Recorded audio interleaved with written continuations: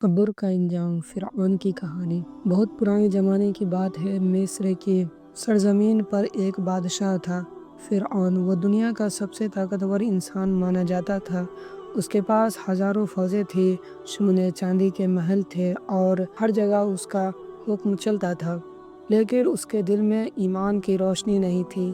وہاں صرف تکبر، گھمنڈ اور ظلم بس گیا تھا۔ وہ اپنے آپ کو خدا کہتا میں ہی تمہارا سب سے بڑا رب ہوں۔ لوگ ڈر کے مارے اس کے سامنے سجدہ کرتے، مگر اس کے دلوں میں نفرت بھری ہوتی۔ ایک دن اللہ نے اپنے ایک پیغمبر حضرت موسیٰ علیہ السلام کو بھیجا تاکہ وہ لوگوں کو صحیح راستے کی طرف بلائے۔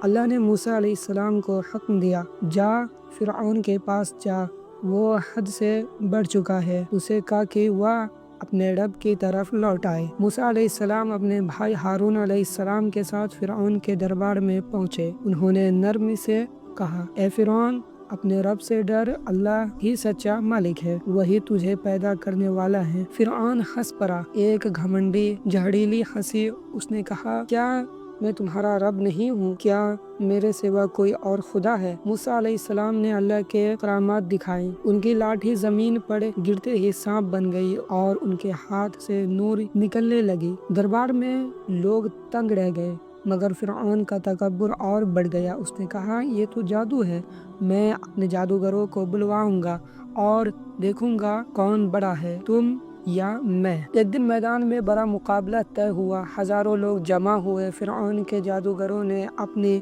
رسیاں اور لاٹھیاں پھینکی، وہ سب سانپ بن گئے۔ لیکن جب موسیٰ علیہ السلام نے اپنی لاٹھی پھینکی، وہ سچا اژدہا یعنی بڑا سانپ بن گیا اور سب جھوٹے سانپوں کو نگل گیا۔ لوگوں کی آنکھیں کھل گئی۔ جادوگر خود سجدے میں گر پڑے اور بولے، ہم موسیٰ اور ہارون علیہ السلام کے رب پر ایمان لاتے ہیں۔ فرعون آگ ببولا ہو گیا۔ اس نے کہا، میں تمہارا رب ہوں، تم میرے سوا کسی اور کو نہیں مان سکتے۔ اور اس نے ان ایمان والوں کو سخت سزائیں دی، مگر ایمان کی روشنی اب دلوں میں اتر چکی تھی۔ موسیٰ علیہ السلام نے بار بار اسے سمجھایا، اے فرعون، اب بھی وقت ہے، توبہ کر لے ورنہ اللہ کا عذاب تجھ پر اتر آئے گا۔ لیکن فرعون کا دل پتھر بن چکا تھا۔ وہ سوچتا تھا کہ کوئی اسے ہرا نہیں سکتا۔ آخر اللہ کا وعدہ پورا ہوا۔ موسیٰ علیہ السلام کو حکم ملا وہ اپنے قوم کو لے کر مصر سے نکل جائے۔ رات کے اندھیرے میں سب لوگ نکل پڑے۔ صبح فرعون کو خبر ملی تو وہ اپنی پوری فوج لے کر اس کے پیچھے بھاگا۔ سمندر ریڈ سی کے کنارے جب موسیٰ علیہ السلام کی قوم پھنس گئی تو لوگ گھبرا گئے۔ پیچھے فرعون کی فوج تھی، آگے سمندر۔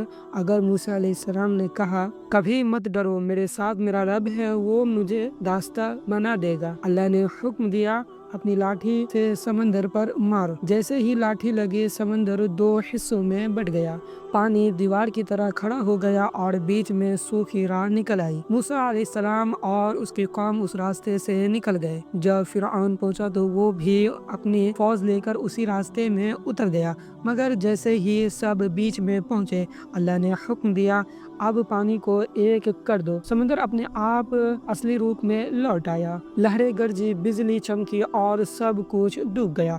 فرعون بھی ڈوب گیا۔ جب موت قریب آئی تب وہ گھبرایا اور چلایا، میں موسیٰ کے رب پر ایمان لایا، مگر اب بہت دیر ہو چکی تھی۔ اللہ نے فرمایا، اب تو ایمان لاتا ہے جب تیرا جسم ڈوب چکا ہے، اب تیرے لیے توبہ نہیں۔ فرعون پانی میں ڈوب گیا، لیکن اللہ نے اس کا جسم سرکشت رکھا تاکہ آنے والی پیڑھی دیکھ سکے کہ تکبر کا انجام کیا ہوتا ہے۔ آج بھی مصر کی عجیب میوزیم میں وہ ممی پڑی ہے، سڑی گلی مگر عبرتناک نشانی بن کر۔ سبق: گھمنڈ انسان کو اندھا کر دیتا ہے۔ جب انسان اپنے رب کو بھول کر خود کو سب سے بڑا سمجھنے لگتا ہے تو اللہ اسے ایسے گراتا ہے کہ دنیا دیکھتی رہ جاتی ہے۔ فرعون کے پاس دولت تھی، تاج تھا، طاقت تھی، مگر اللہ کی رحمت نہیں تھی، اور جب رحمت ہٹ جاتی ہے تو تاج بھی بیکار ہو جاتا ہے۔ اسی لیے اگر اللہ ہمیں کچھ دیتا ہے تو ہمیں شکر گزار ہونا چاہیے، متکبر نہیں۔